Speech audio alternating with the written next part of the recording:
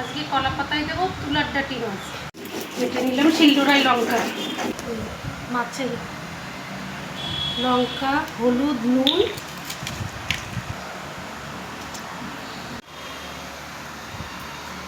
এই যে বসিয়ে দিলাম কড়াইয়ের মধ্যে একটুখানি জল,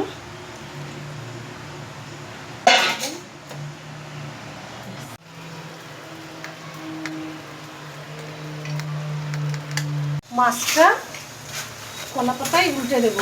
এইভাবে কলা পাতাটা দিয়ে নেবেন, দিয়ে এর উপর থেকে একটা কিছু দিয়ে এই যে উল্টে দিলেন। উল্টে দেওয়াটা খুবই সোজা।